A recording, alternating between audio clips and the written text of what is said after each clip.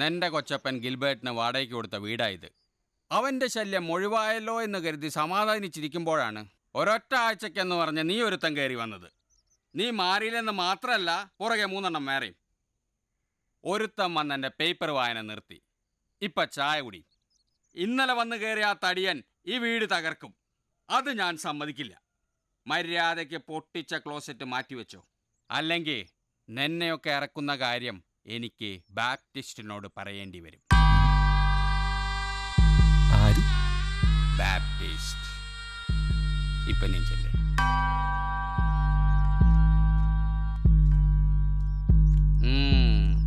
നാല് ദിവസം അപ്പിടാതിരുന്ന നീയൊക്കെ വടിയുമ്മ പാമ്പ് വരുന്നത് പോലെ എൻ്റെ അരികെ വരും. അല്ല, ആരാ ഈ ബാപ്റ്റിസ്റ്റ്?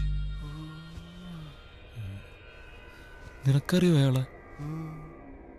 എടാ, ഞാൻ വർക്ക് ചെയ്തിരുന്ന ബാറിൽ ഒരിക്കൽ ആൾ വന്നിട്ടുണ്ട്.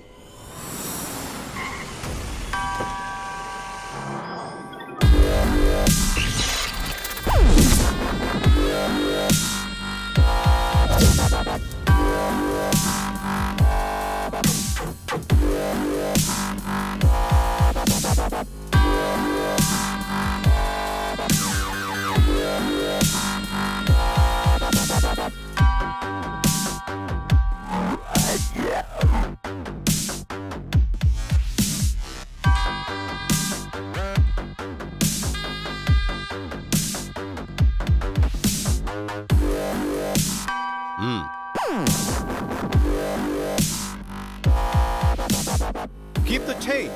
Thank you, sir.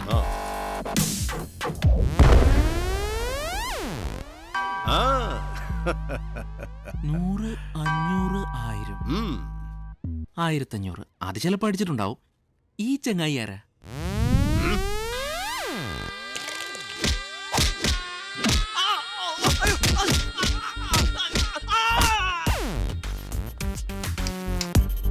ഇനി ഇവിടെ ഒരുത്തനും ബാപ്റ്റിസ്റ്റ് ആരാണെന്ന് ചോദിക്കരുത്.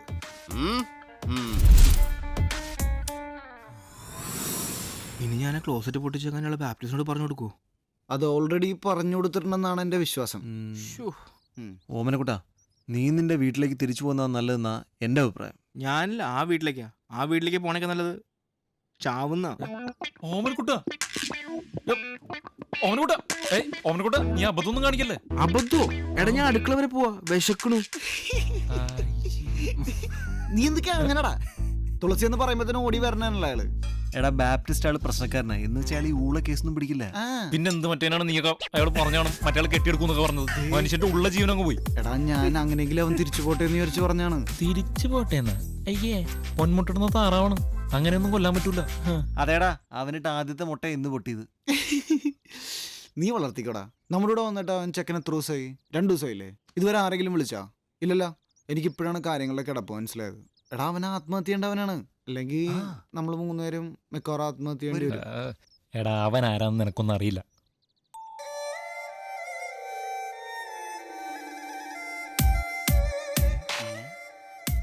അതൊക്കെ വിട്. എനിക്ക് തോന്നുന്നത് നമ്മുടെ സമയം തെളിയാൻ പോവാണെന്ന്. ഇനി നമുക്ക് വെച്ചടി കേറ്റൊരിക്കും. വെച്ചടി നല്ല കേറ്റമായിരിക്കും.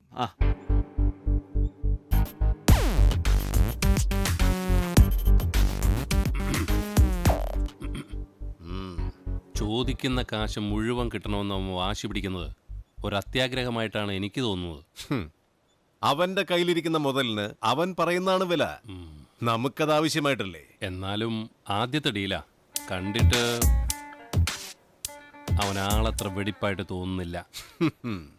വെടിപ്പിന്റെ കാര്യത്തിൽ നമ്മളും തീരെ മോശമല്ലല്ലോ. പക്ഷേ ഡീൽ ടൈമിൽ പാസ്പിസ്റ്റ് തനിച്ച്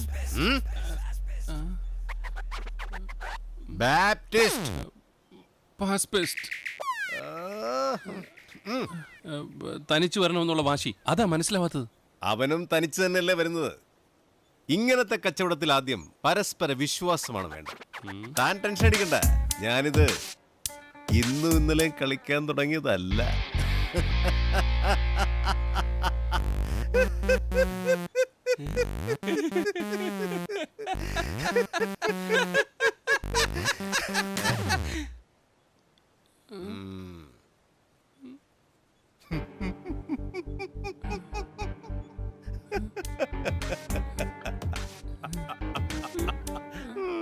മ്യൂസിയത്തിൽ നിന്നും കോടികൾ വിലയുള്ള ഡയമണ്ട് അജ്ഞാതർ മോഷ്ടിച്ചു. മ്യൂസിയത്തിൽ സൂക്ഷിച്ചിരുന്ന ഡയമണ്ട് എടാ, രാജവംശം നിനക്ക് ഇങ്ങനെ വല്ല പരിപാടി പ്ലാൻ ചെയ്തൂടെ? നല്ല കാശായിരിക്കും. നന്നായിരിക്കും. വ്യക്തമല്ല. ഓളെ. എന്നാൽ മോഷ്ടാവിനെ കുറിച്ചുള്ള രഹസ്യ വിവരങ്ങൾ പോലീസിന് ലഭിച്ചിട്ടുണ്ടെന്ന് കേസന്വേഷണം നടത്തുന്ന SP രഘുറാം പത്രമാധ്യമങ്ങളോട് പറഞ്ഞു.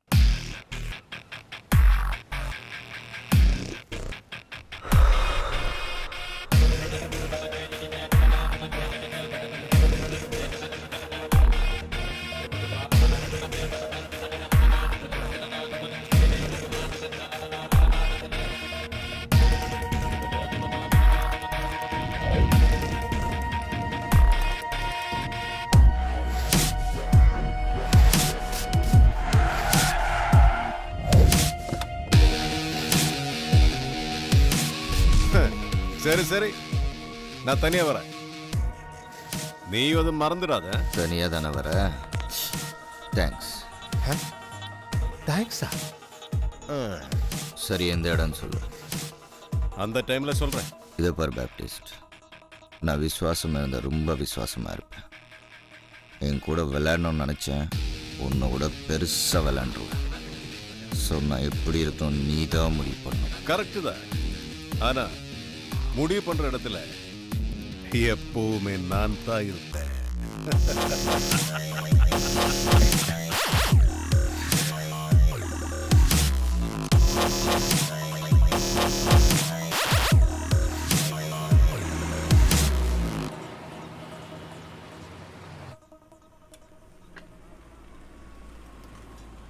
താനിത് എവിടെ കൊണ്ടേ കളയാനാണ്?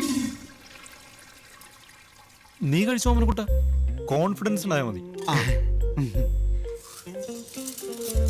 നിറച്ച് കോൺഫിഡൻസ് ആണല്ലോ അവിടെ. ഇതും കൂടി കഴിച്ചോ. കോൺഫിഡൻസ് നല്ലതാണ്. സാമ്പാർ കുറച്ച് കോൺഫിഡൻസും കൂടെ ഓർഡർ ചെയ്യൂ. ചേട്ടാ, ഡാ, നീ കഴിക്കുന്നില്ലേ? അകത്തുള്ള കൊണ്ട് തട്ടാൻ സ്ഥലമില്ല, അപ്പോഴാ അകത്തോട്ട് തട്ടുന്നത്. ബാബാ രാംദേവ്, നീ രാവിലെ ആസനമൊക്കെ തുടങ്ങിയ? ആസനല്ലടിയാ, രാവിലെ തുടങ്ങിയ വിളിയാ, കൺട്രോൾ ചെയ്യാൻ പറ്റില്ല. നീ വേറെ എന്തിനേലും കോൺസെൻട്രേറ്റ് ചെയ്യൂ. ഇവനെ കണ്ട എന്ത് സ്ഫോടനാണ്. വല്ല ആവശ്യമുണ്ടാ? ചേട്ടന്മാർ രണ്ടുപേരും ഇത് പിടിച്ചിരുന്നോളൂ. നീ എവിടെ പോടാ? ഇനി നിന്ന പൊട്ടുകളിയാ. എങ്ങനെയെങ്കിലും കാര്യം സാധിക്കാൻ പറ്റുമെന്ന് ഞാൻ നോട്ടെ. എടാ ഞാനും ഉണ്ടാ, എന്നോട് കൊണ്ടുപോകും പ്ലീസ്. നോക്കട്ടെ അവനെക്കുട്ട, അയാളുടെ വീടിന്റെ പുറത്തൊരു ടോയ്ലറ്റ് ഉണ്ട്. ഞാണ്ട്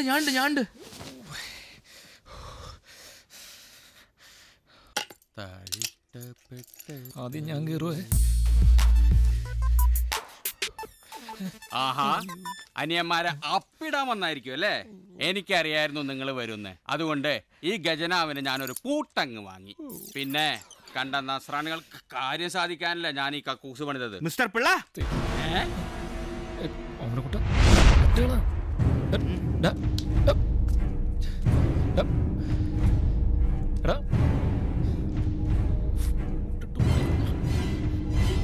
ഞാൻ നായരാ.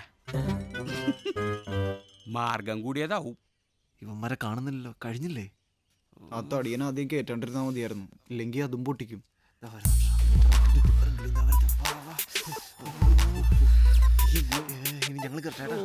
അയാളവിടെ താഴോട്ട് കൂട്ടി.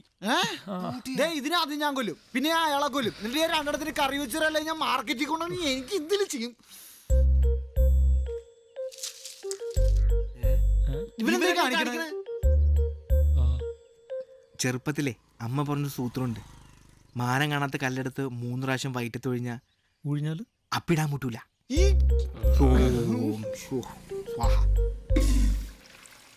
പിന്നെ കല്ലൊഴിഞ്ഞ് പോക്കറ്റ് ഇടണമെങ്കിൽ അപ്പൊ തന്നെ അപ്പി തിരിച്ച് മേളിലേക്ക് കയറി പോവല്ല.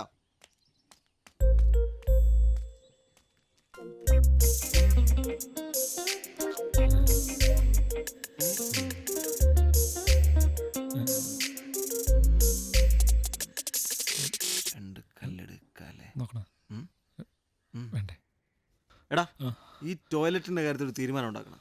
തുളസീകരം പിള്ള ഇത് പണിഞ്ഞെടുത്തില്ലെന്നുള്ള കാര്യം 100% ഉറപ്പാണ്. അയാൾ നമ്മളെ ഇവിടുന്ന് പുറത്തി അടിക്കാനുള്ള പരിപാടിയാണ് നോക്കുന്നത്. അല്ലെങ്കിൽ നമ്മൾ വീട് മാറണം. വീട് മാറലും നടക്കൂല, ഈ വാടകയ്ക്ക് വേറെ വീട് കിട്ടൂലെന്ന്. എന്നാ ഈ പ്രസ്ഥാനം നമ്മൾ തന്നെ പണിയേണ്ടി വരും. ഇതേ 500 രൂപ ഞാനിട്ട് നമുക്ക് പ്രസ്ഥാനം പണിയാ. ഞാൻ വിട്ടു 500. ബാക്കി നിന്റെ കുബേർ കുഞ്ചോട് തരാൻ പറ. ഓമനക്കുട്ട ഞാൻ ഫോടി ഓമനക്കുട്ട പറഞ്ഞല്ലേ. ഇവന് താർക്കട രാവിലെ ഫോൺ ചെയ്തോണ്ടിരിക്കുന്നത്. അത് അമ്മ വേറെന്തോ പുലിവലൊപ്പിക്കാനുള്ള പരിപാടി കേട്ടോ. ഗൗതം മിണ്ടായിടാ. വിളിക്കാട്ടാ. ഓമനക്കുട്ട നമ്മളിങ്ങനെ പിരിവിട്ട് ക്ലോസറ്റ് വാങ്ങിക്കാന്നുള്ളൊരു തീരുമാനം എടുത്തിട്ടുണ്ട്. ആ. അപ്പോ ഓമനക്കുട്ടന്റെ വക എന്തെങ്കിലും ഷെയർ? എൻ്റെ കയ്യിലൊന്നുമില്ല.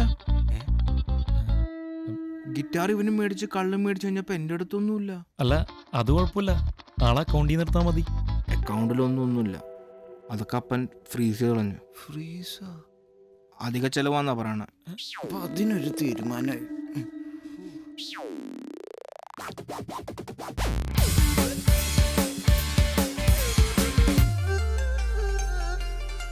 ചേട്ടാ ഓമനക്കുട്ടാ 1200 രൂപയേ ഉള്ളൂ. ജീവിച്ചു പോട്ടെ പാവങ്ങളാ. അപ്പൊ നിന്റെ കയ്യിൽ ഇനി ഒന്നുമില്ലേ?